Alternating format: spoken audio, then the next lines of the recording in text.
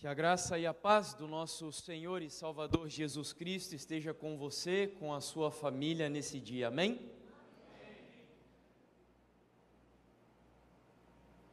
Bom, quero agradecer pela oportunidade de poder compartilhar nesse momento a mensagem do Senhor com vocês. Espero que o tema fale aos vossos corações, assim como também falou ao meu. E o assunto é justamente o tema que dá significado a este congresso, Envia-me.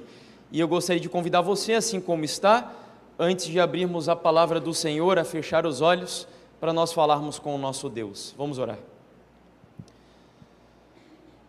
Querido Deus e Pai Todo-Poderoso, nós louvamos o Senhor e agradecemos porque é um privilégio que talvez nós ainda não conseguimos mensurar, podermos estar num lugar como esse, em condições favoráveis, confortáveis, podendo abrir a Tua Palavra, em harmonia com a Tua Igreja, nos alimentando do pão da vida, da comunhão dos irmãos, da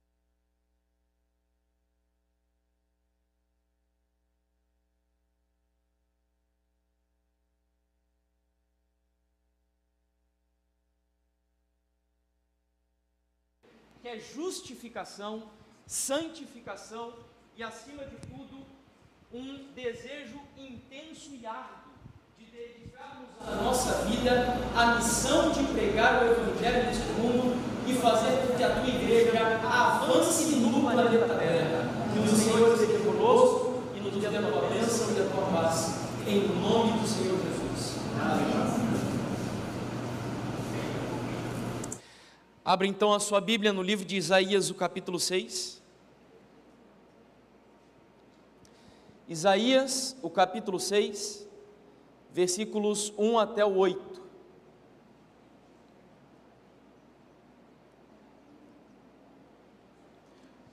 Isaías, capítulo 6, versículos 1 até o 8.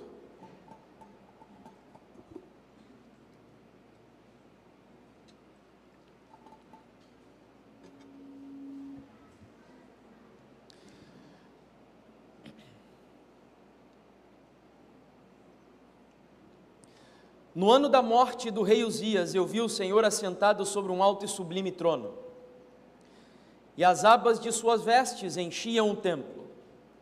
Serafins estavam por cima dele, cada um tinha 6 asas, com 2 cobria o rosto, com 2 cobria os pés, e com 2 voava. E clamavam uns para os outros, dizendo: Santo, Santo, Santo é o Senhor dos exércitos. Toda a terra está cheia da sua glória. Os umbrais das portas se moveram com a voz do que clamava, e o templo se encheu de fumaça. Então eu disse: ai de mim, estou perdido, porque sou homem de lábios impuros e habito no meio de um povo de lábios impuros, e os meus olhos viram o Rei, o Senhor dos exércitos. Então um dos serafins voou para mim, trazendo na mão uma brasa viva que havia tirado do altar com uma pinça. Com a brasa tocou a minha boca e disse: eis que esta brasa tocou os seus lábios. A sua iniquidade foi tirada e o seu pecado perdoado. Depois disto, ouvi a voz do Senhor que dizia: a quem enviarei?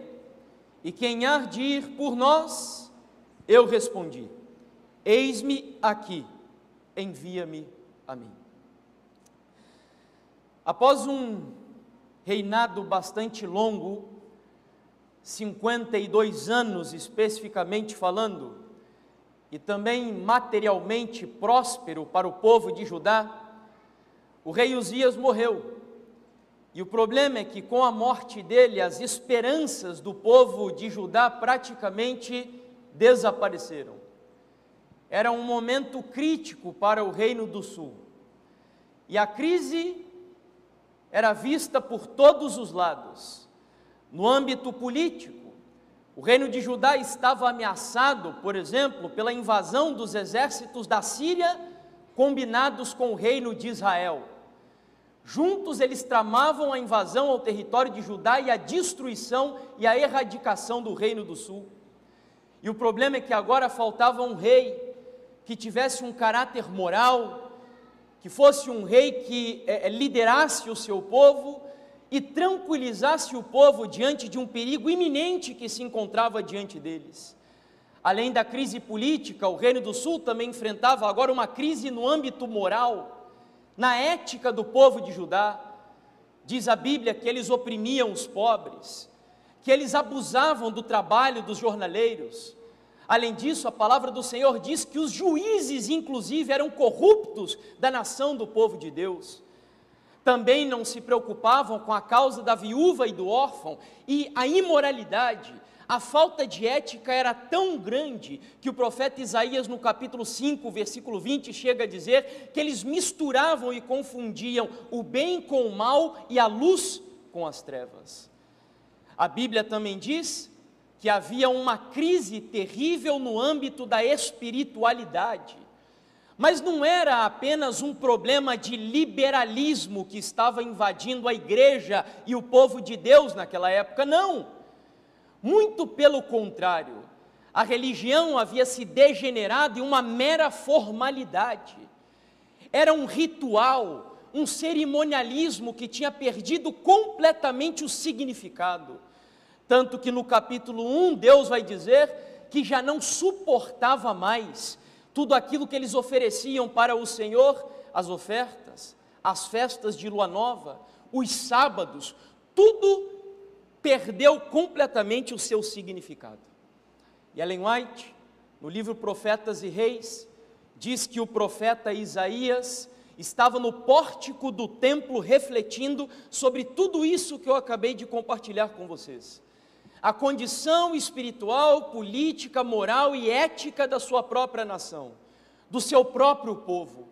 E enquanto ele refletia, ele olha para o alto, e daqui nós já temos uma lição que poderíamos extrair.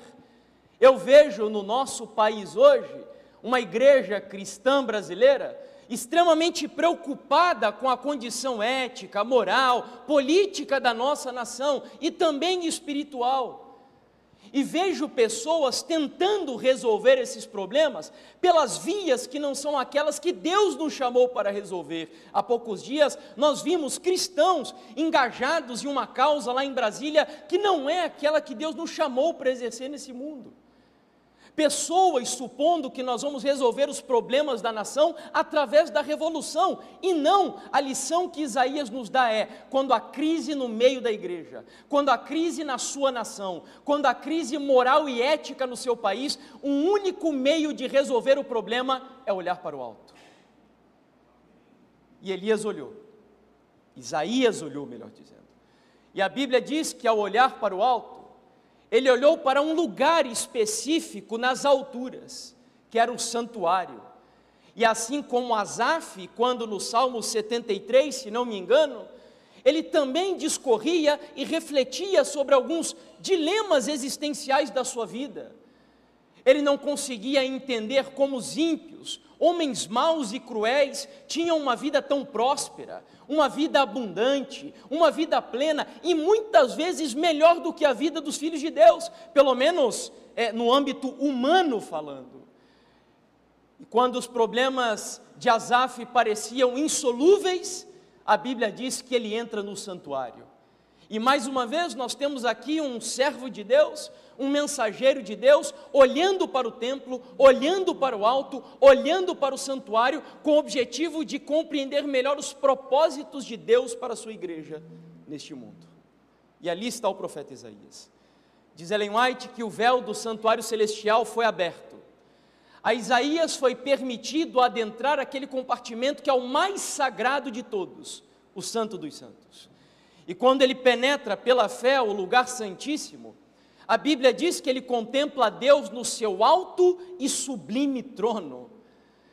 E eu tenho certeza que a intenção da passagem aqui é enfatizar um dos atributos de Deus, que é aquele que, no meu ponto de vista, a nossa geração hoje, ela quase que marginalizou essa realidade, que é a soberania de Deus. Quando o mundo está em crise, quando a igreja está em crise, quando a moralidade do mundo e da sociedade está em crise, o que esse texto nos ensina é que, aparentemente, quando as coisas nos dão a impressão de que saíram do controle de Deus, Deus ainda é o soberano e está no controle de tudo o que acontece neste mundo. Não importa quem é eleito, não importa os valores que se defendem, a verdade é que o que a Bíblia nos ensina é que nada do que acontece neste mundo não acontece se não estiver debaixo da permissão do Deus Todo-Poderoso. Ele é o Senhor da história. É Ele quem se assenta num alto e sublime trono. E então o profeta Isaías agora tem uma visão maravilhosa. Uma visão que poucos homens e mulheres de Deus tiveram o privilégio de ter. Eu quero extrair dessa experiência de Isaías 4 lições breves aqui para essa reflexão desta manhã, onde a primeira delas, eu diria que quando Deus chama alguém, quando Deus convida alguém para a sua missão, antes disso, primeiro Ele se revela a esta pessoa. Como nós chegamos a essa conclusão? Vá comigo ao texto de Isaías, e não feche a sua Bíblia, no capítulo 6, nós vamos ler os versículos 1 ao 4, apenas nesse momento onde diz: no ano da morte do rei Uzias, eu vi o Senhor assentado sobre um alto e sublime trono, e as abas de suas vestes enchiam o templo, serafins estavam por cima dele, cada um tinha 6 asas, com 2 cobriam o rosto, com 2 os pés, e com 2 voavam, e clamavam uns para os outros, dizendo: Santo, Santo, Santo é o Senhor dos exércitos, toda a terra está cheia da sua glória. Os umbrais das portas se moveram com a voz do que clamava, e o templo se encheu de fumaça. Isaías está aqui contemplando uma cena litúrgica. Ele está vendo um culto sendo praticado no céu, onde os próprios seres celestiais, que ele deu um nome, de acordo com alguns teólogos, foi um nome que Isaías inventou. Não existe na gramática aqui hebraica um nome como esse, serafins. Existe o nome seraf, que significa ardentes. E quando Isaías descreve esses seres celestiais, chamando-os de serafins, o que ele quer dizer é que aqueles que estavam na presença de Deus queimavam pela manifestação da glória do Senhor. Com 2 asas cobriam o rosto, com 2 cobriam os pés, com 2 voavam. E daqui eu tiro uma lição.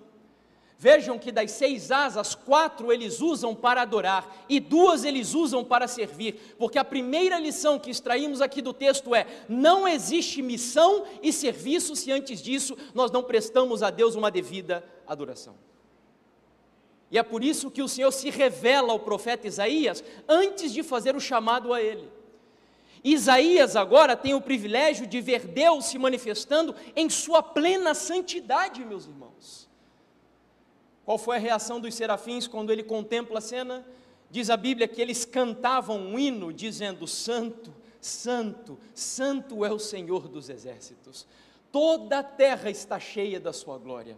Olha, você pode estudar a Bíblia de capa a capa, e você não encontrará em nenhum livro das Escrituras a palavra do Senhor dizendo, por exemplo, que Deus é justo, justo e justo, que Deus é amor, amor, amor, que Deus é misericórdia, misericórdia e misericórdia. Não, um único atributo de Deus na Bíblia, que é levado ao 3º grau, é a santidade. Deus é santo, santo, santo. Eu vi um pastor dizendo certa vez, que quando você diz que Deus é santo, você define quem Deus é. Quando você diz que Deus é santo, santo, você está enfatizando quem Deus é. Quando você diz que Deus é santo, santo, santo, você está elevando este atributo de Deus ao grau superlativo, querendo dizer que de todos os atributos do Senhor, sem dúvidas, este é o mais importante, o mais excelente, o mais sublime, aquele que melhor define quem Deus é em sua própria essência. Deus é um Deus santo. um Deus absolutamente santo. A sua excelência moral é a própria santidade. Tanto é que eu falei na oração inicial, não sei quantos prestaram atenção, mas o salmista, no capítulo 96, chega a dizer: adorai ao Senhor na beleza da sua santidade. É como se o poder de Deus fosse a sua força, como se os olhos de Deus fossem a sua onipotência, mas a santidade de Deus é a própria beleza, a essência do seu próprio caráter. Deus é um Deus santo. Ele é tão santo que você pode, de igual maneira, percorrer toda a Bíblia, e você não vai encontrar a Bíblia, por exemplo, dizendo seu sábio nome, seu grande nome, seu justo nome, mas no Salmo 111, versículo 9, a Bíblia vai dizer: santo e tremendo é o seu nome. E você sabe que na Bíblia o nome está relacionado com o próprio caráter daquela pessoa. Deus é um Deus santo.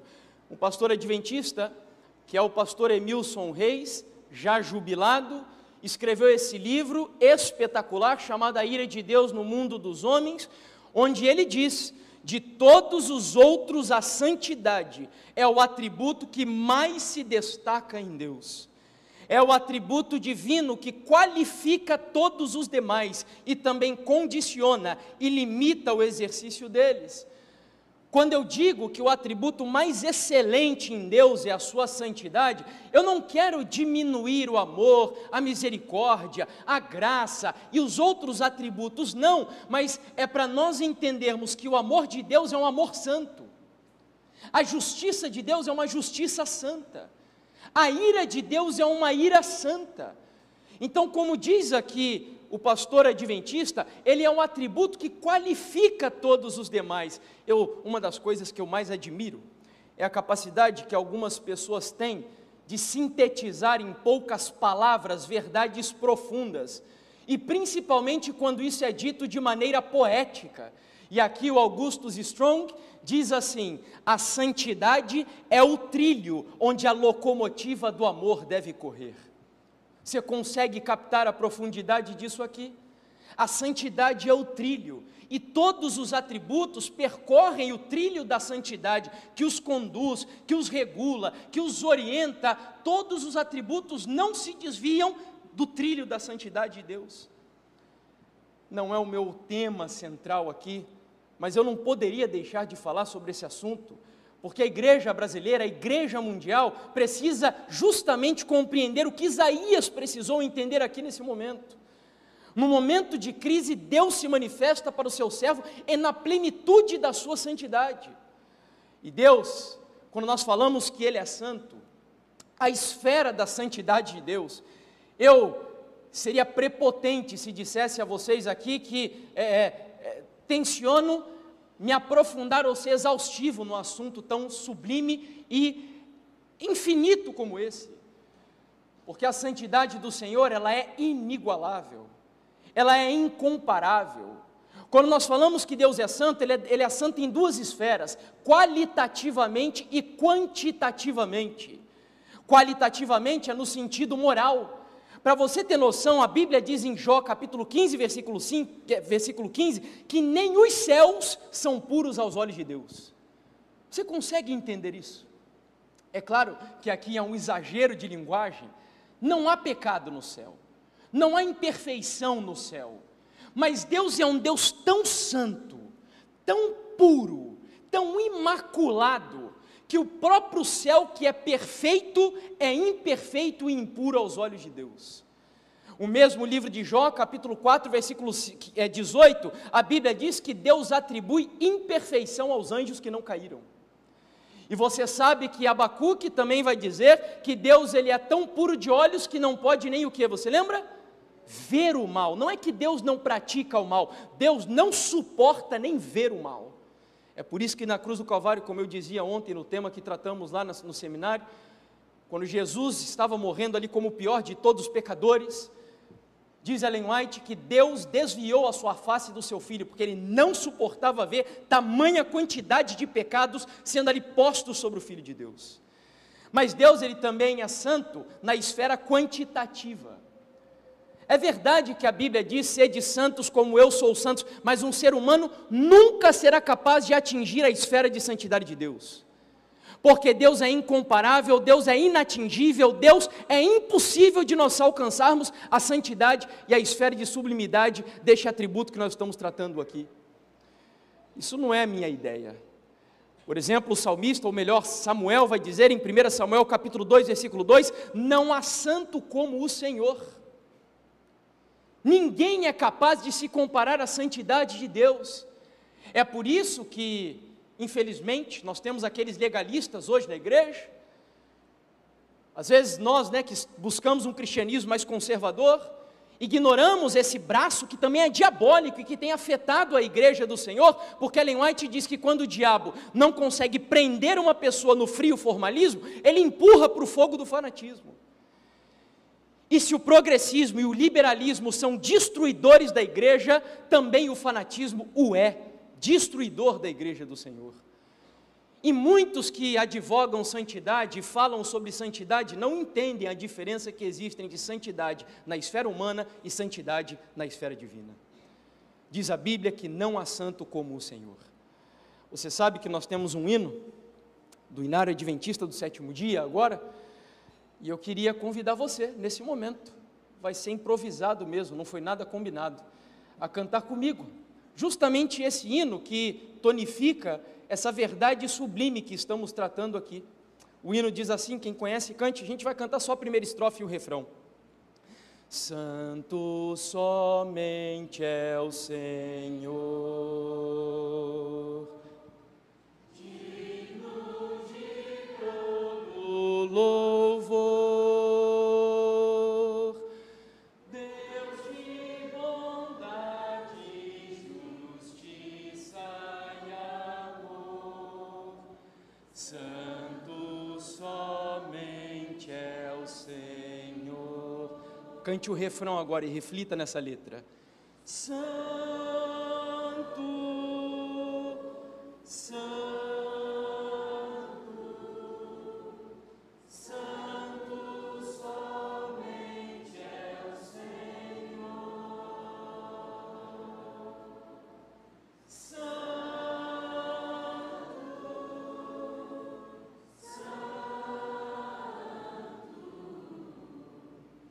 Santo,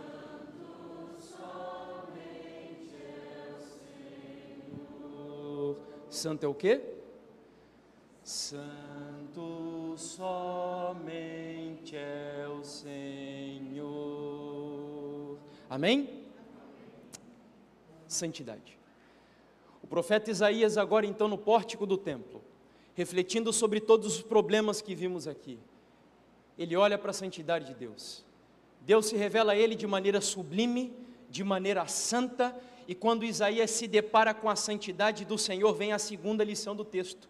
A primeira delas, quando Deus chama, primeiro ele se revela. A segunda lição, quando Deus chama e se revela, o pecador reconhece e declara a sua incapacidade. Vamos comigo a Isaías capítulo 6, versículo 5. Diz assim o texto: então eu disse, ai de mim que estou perdido, porque eu sou um homem de lábios impuros e habito no meio de um povo de impuros lábios. E os meus olhos viram o Rei, o Senhor dos exércitos. Meus irmãos, aqui nós temos agora o exemplo de alguém que quando se coloca diante da santidade do Senhor, é impossível que a reação seja outra. Isaías se sentiu imundo diante de Deus, assim como o apóstolo Pedro, você vai se lembrar da história, no famoso mar da Galileia, naquela experiência conhecida como a grande milagrosa pesca. O apóstolo Pedro estava ali, com o seu empreendimento, era um barco, e os seus sócios estavam presentes, André, Tiago e João, e Jesus pede para o barco ser afastado um pouquinho mais, ele entra no barco, o barco se torna um púlpito, e ele começa a discursar aquela assembleia que estava diante dele. Depois de terminar o seu discurso, Jesus Cristo olha para o barco e o barco está vazio, e diz então a Pedro, Pedro, lança as redes, e Ellen White diz que manda lançar as redes do lado direito, que era o lado onde Jesus estava. E aí Pedro olha para Jesus e diz em outras palavras: Senhor, eu sou pescador, eu sei que como pescador, à noite é o melhor horário para pescar, nós passamos a noite toda aqui e não pescamos absolutamente nada, mas pela tua palavra, olha o poder da palavra de Deus aqui, eu lançarei as redes. E ele lançou, e você sabe o restante da história. E quando ele puxa as redes para dentro do barco, diz a Bíblia que diante da manifestação do poder de Deus, da santidade de Deus, da esfera sublime da majestade de Deus, Pedro se sente tão pecador que ele diz: afasta-te de mim, porque eu sou um pecador. Não há como um filho de Deus reagir de maneira diferente. E a Bíblia diz que o profeta Isaías, ele reage dessa forma. E eu não sei você, mas eu achava que Isaías era um homem assim perfeito, no sentido ocidental da palavra perfeito. Eu achava que ele era um homem reto, um homem íntegro, um homem zeloso, alguém que tinha uma devoção religiosa extremamente considerável diante de Deus. Foi quando eu me deparei com duas citações de Ellen White na revista Review and Herald, que não está traduzida em português, mas eu quero trazê-la aqui para vocês. Ela diz assim: Isaías havia condenado os pecados de outros, mas agora ele se viu exposto à própria condenação que havia pronunciado sobre eles. Em sua adoração a Deus, ele se contentara com uma cerimônia fria e sem vida. Ele não havia percebido isso até receber uma visão do Senhor. E ela continua: quão pequenos os seus talentos e sabedoria lhe pareceram então, ao contemplar a santidade e majestade do santuário. Quão indigno ele era, quão impróprio para o serviço sagrado.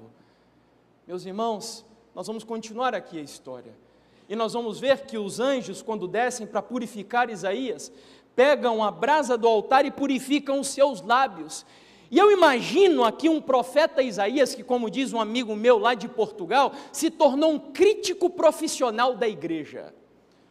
Porque Deus não está apenas preocupado com aquilo que você faz, Ele está preocupado com as causas daquilo que você faz.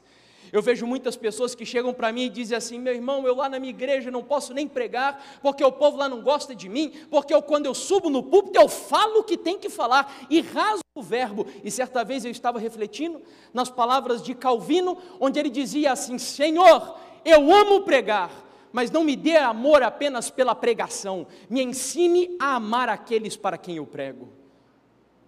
Com que motivo você faz o que faz? Porque você pode, mesmo pregando, mesmo orando, estar ofendendo o caráter santo de Deus. E era isso que o profeta Isaías estava aqui fazendo. Se tornou um crítico profissional da igreja. E quantos críticos e ministérios nós temos aí, Brasil afora e mundo afora hoje, que só vivem para criticar a igreja, achando-se santos, pensando que são mais consagrados, porque não fazem isso, não fazem aquilo. Este era o profeta Isaías, até que Deus se revelou a ele. Mas ainda tem uma segunda citação, e Ellen White continua dizendo aqui, que Isaías recebeu uma visão maravilhosa da glória de Deus. Ele viu a manifestação do poder de Deus, e depois de contemplar a sua majestade, recebeu a mensagem para ir e fazer uma determinada obra, mas sentiu-se totalmente indigno para ela. O que lhe fez considerar-se indigno? Vejam que ela continua: ele pensou que era indigno antes de ter uma visão da glória de Deus? Não. Ele imaginou que era reto diante de Deus, mas quando a glória do Senhor dos Exércitos lhe foi revelada, quando ele contemplou a inexprimível majestade de Deus, ele disse: ai de mim, que eu estou morto. Segunda lição aqui: quando Deus te chama, em primeiro lugar Ele se revela. Quando Ele se revela, é natural que o pecador tenha um sentimento de incapacidade e indignidade diante da missão sagrada que Deus lhe encarregou. Você está sendo chamado para um ministério, mas qual é o sentimento que está no seu coração aqui hoje? É um sentimento de incapacidade? É um sentimento de indignidade? Você se sente muito pequeno e ínfimo diante desse Deus?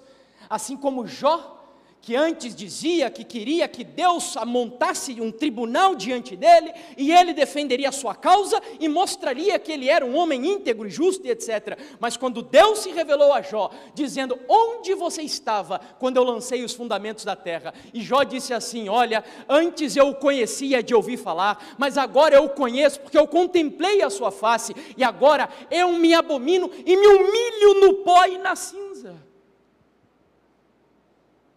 Essa deve ser a atitude. Mas em terceiro lugar, quando Deus chama você e se revela a você, e quando o pecador reconhece a sua santidade, aqui vem a coisa mais maravilhosa de todo: Deus justifica você e purifica você. Louvado seja o Senhor por isso. Você não precisa mergulhar e se aprofundar nas misérias dos seus pecados. Diz a Bíblia, Isaías capítulo 6, versos 6 até o 7. Então, um dos serafins voou para mim, trazendo na mão uma brasa viva, que havia tirado do altar com uma pinça. Com a brasa tocou a minha boca e disse: eis que esta brasa tocou seus lábios. A sua iniquidade foi tirada, meus irmãos. Não existe perdão de Deus sem que antes seja antecipado, me perdoe a redundância, por um profundo arrependimento e confissão de pecados. Quando Deus se revela em toda a sua santidade, em toda a sua sublimidade, em toda a sua majestade, o pecador naturalmente vai se humilhar diante de Deus. Primeiro, o arrependimento antecede o perdão e a confissão, e hoje, infelizmente, nesse movimento do evangelicalismo religioso do nosso país, muitos não têm noção nem mais do que são as coisas mais elementares do evangelho. Eu me lembro aqui, por exemplo, há alguns anos, não sei quantos vão recordar, quando o doutor Drauzio Varela foi visitar um transexual num presídio. Você lembra dessa cena? E aí as pessoas ficaram comovidas com aquilo, porque fazia 9 anos que ele não recebia uma visita, depois descobriram o motivo, era estupro de crianças, e nem a família queria saber mais dele, porque ele havia violentado uma criança da própria família, e isso causou uma comoção e uma indignação nacional, porque o doutor Drauzio foi lá e o abraçou, e eles colocaram uma música bastante emotiva para sensibilizar o coração das pessoas. Na semana seguinte, crianças estavam escrevendo cartas para essa pessoa lá no presídio, e eu vi nas redes sociais muitas pessoas da nossa igreja, inclusive, dizendo que o doutor Drauzio Varela pregou o verdadeiro evangelho, porque aquele homem que estava ali se equiparava ao ladrão na cruz. Eu te pergunto, se equiparava ao ladrão na cruz? Jamais, porque este homem lá no presídio, em momento algum demonstrou arrependimento e confissão dos pecados, muito pelo contrário, ele se colocou como vítima diante daquela situação. E o verdadeiro evangelho exige que o pecador diante de Deus, que é chamado pelo Senhor, antes se arrependa dos seus pecados, profundamente se humilhe no pó, confesse os seus pecados, e a causa é a seguinte: Deus vai não só perdoar você, mas em nome de Jesus vai santificar e purificar você. É a promessa do Senhor. Agora nós vamos à última lição. Quando Isaías passa por essas experiências, chega o chamado definitivo. Primeiro, Deus se revela. Segundo, ele se humilha. Terceiro, Deus justifica e santifica. Quarto, agora sim, vem o chamado do Senhor. Deus chega para Isaías e veja que Deus não o obriga. Deus pergunta. Isaías capítulo 6, versículo 8. Depois disto, ouvi a voz do Senhor que dizia: a quem enviarei? E quem há de ir por nós? E por que nós aqui? Por que nós? Porque é a Trindade. Deus é quantas pessoas? 3 pessoas. Então a Trindade celestial agora se coloca daquele homem de Deus e pergunta: quem há de ir por nós? E a Bíblia diz: eu respondi, eis-me aqui, envia-me a mim. Sabe, viver com Deus precede a necessidade de viver para Deus. Você entende isso?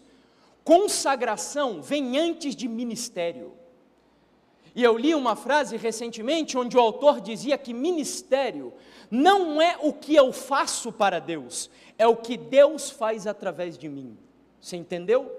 Ministério não é o que eu faço para Deus, é o que Deus faz através de mim. E é por isso que o Senhor precisa que você se arrependa, que você se humilhe, que você reconheça a sua incapacidade, e só agora Ele vai poder usar você.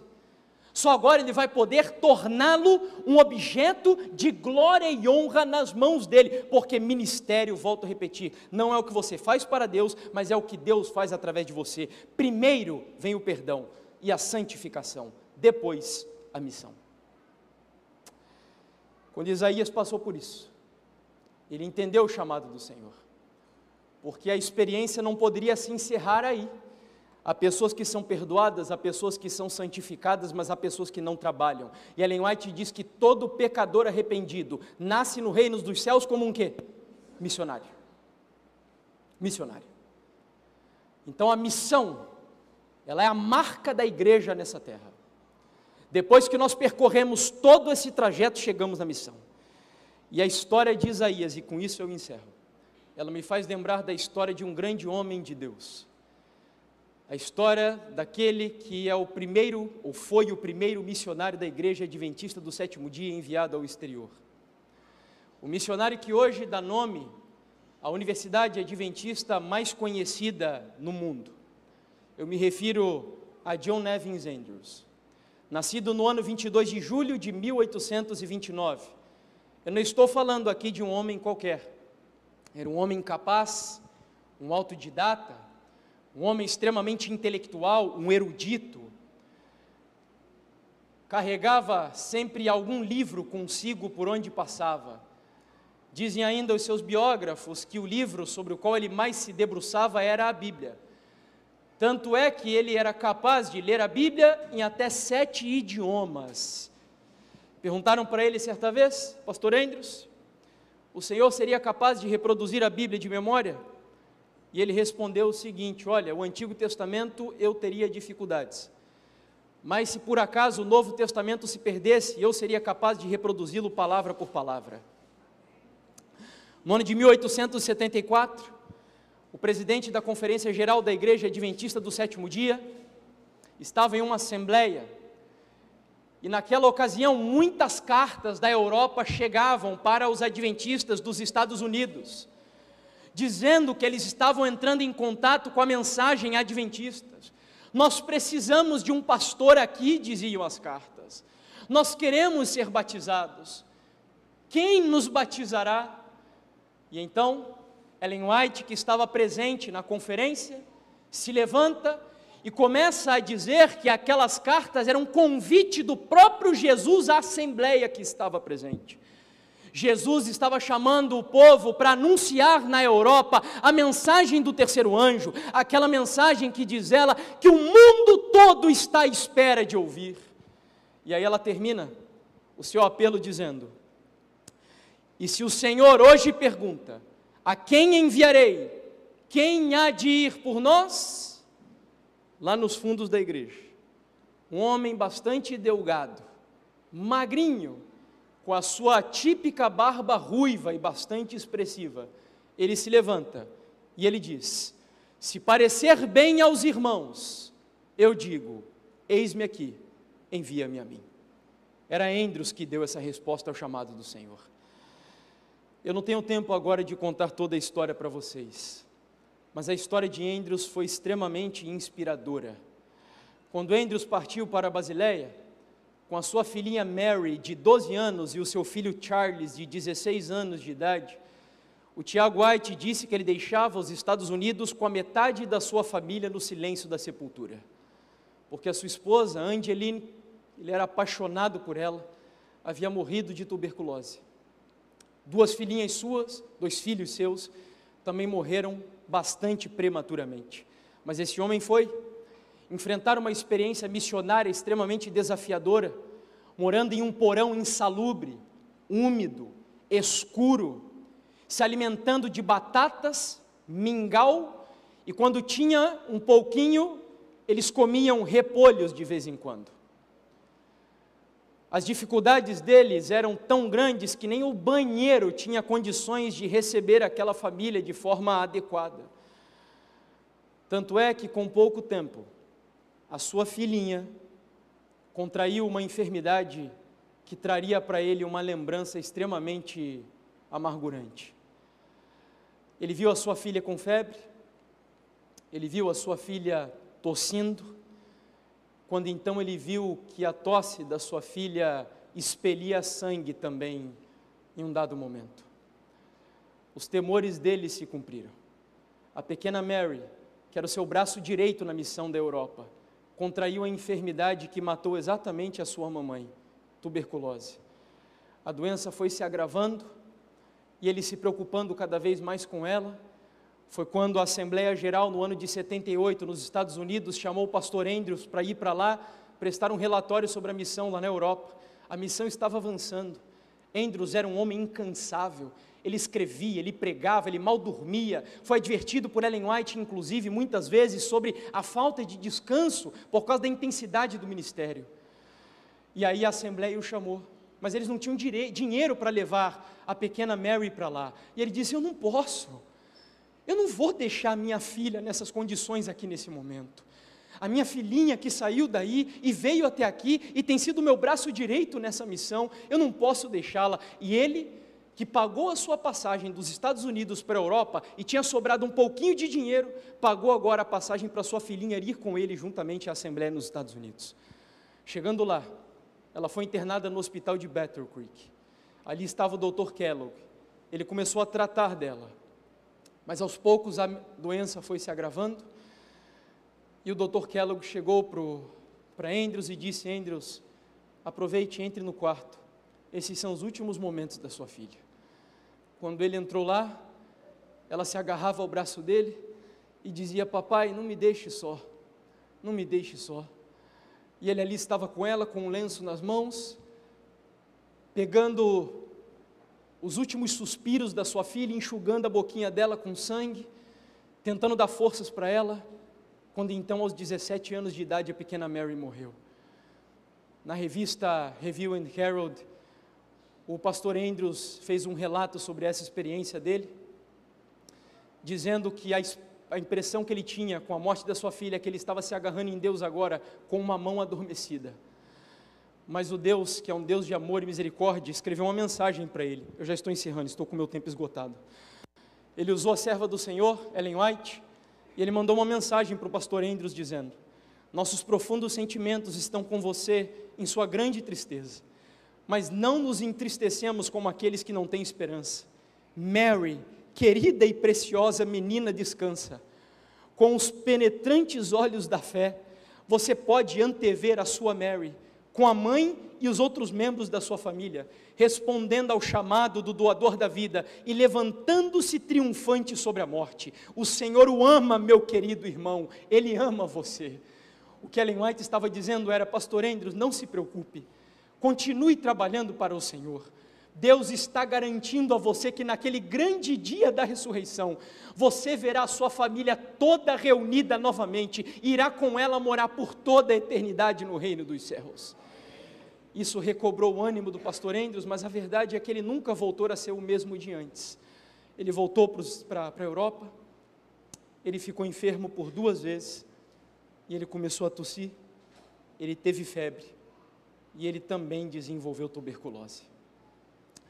Quando ele já estava no seu leito, nos últimos dias da sua vida, no ano de 1833, olhe só as últimas palavras dele para Ellen White, dizendo assim: ainda tento ler as provas do nosso periódico em francês, mas eu não tenho energia para preparar artigos, não passo de um esqueleto e nem tenho tentado vestir as minhas roupas por muitas semanas, mas posso dizer que os meus pés estão sobre a rocha dos séculos e que o Senhor me segura pela mão direita. No último dia de vida, eles reuniram no quarto do pastor Andrews uma comitiva dos Estados Unidos, alguns irmãos da igreja da Europa. Eles estavam ali para se despedir dele. Ele fez um pedido, e o pedido foi o seguinte: olha, eu queria que vocês cantassem o hino favorito da minha esposa, e o hino favorito dela era Nos Veremos Junto ao Rio. E ali eles começaram a cantar o hino dizendo: nos veremos junto ao rio, lá nas águas cristalinas, ó sim, nos congregaremos na beira do rio da vida.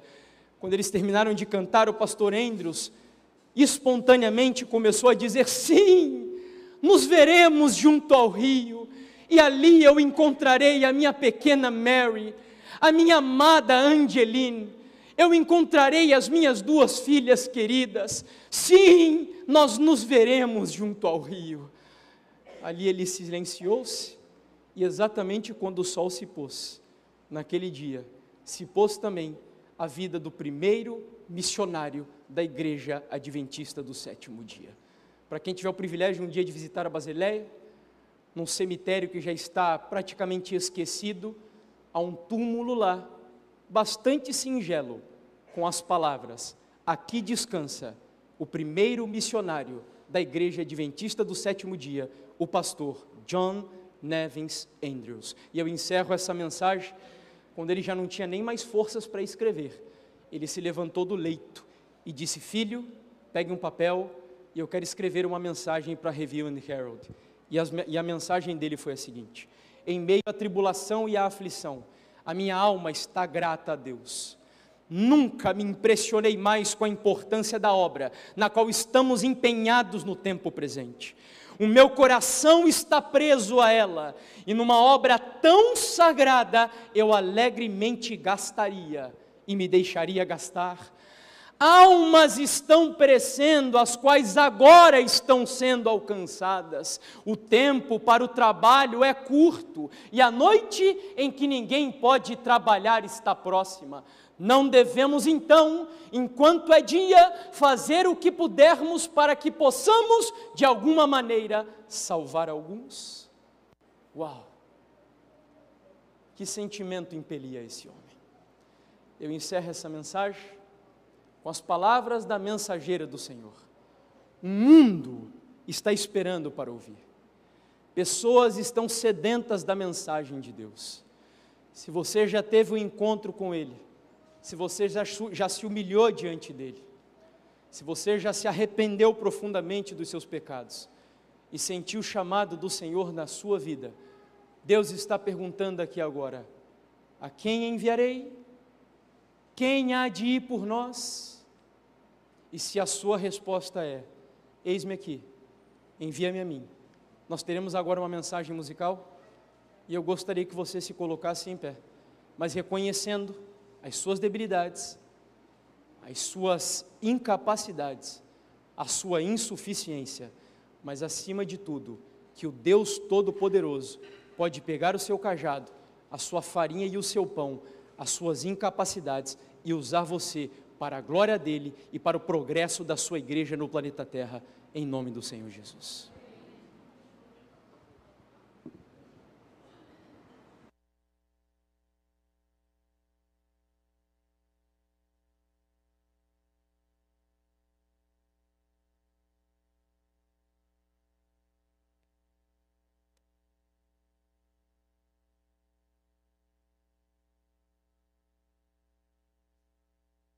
Eles se programam ali, se organizam. Vamos ficar em pé e vamos orar. E aí vem a mensagem na sequência. Querido Pai, eterno Deus, nós agradecemos ao Senhor, ó Pai, porque o Senhor é bom e as suas misericórdias duram para todo sempre. Eu não sei se todos nós já tivemos aqui uma experiência semelhante ao do profeta Isaías e a do pastor Andrews, mas a verdade é que cada um de nós temos as nossas experiências, as nossas debilidades, as nossas limitações, mas eu quero pedir ao Senhor, Pai, que o Senhor se revele a nós, que o Senhor nos dê o privilégio de contemplar o Senhor em toda a beleza da sua santidade, e que a sua santidade impacte, impressione profundamente a nossa vida, a ponto de nos arrependermos dos nossos pecados, de nos humilharmos diante do Senhor, de compreendermos o teu chamado e de respondermos da maneira correta diante de ti: eis-me aqui e envia-me a mim. A igreja precisa, a obra precisa. Aqui há muitos ministérios, Senhor, muitas pessoas que têm a intenção de desenvolverem ministérios e trabalhos missionários. A minha súplica nessa manhã é que o Senhor abençoe essas intenções, abençoe esses objetivos, Abençoe cada propósito que tem sido feito e colocado diante do Senhor aqui nesse lugar, para que cada um desses ministérios e destes trabalhos cumpram exatamente a obra que o Senhor cumpriu com o primeiro ministro no exterior da Igreja Adventista do Sétimo Dia. Que o Senhor nos dê o espírito do pastor Andrews, o espírito do profeta Isaías e, acima de tudo, o espírito do Senhor Jesus. Nos abençoe e use-nos para a tua glória, santifica-nos, justifica-nos e nos dê um espírito missionário, em nome de Jesus. Amém, Pai.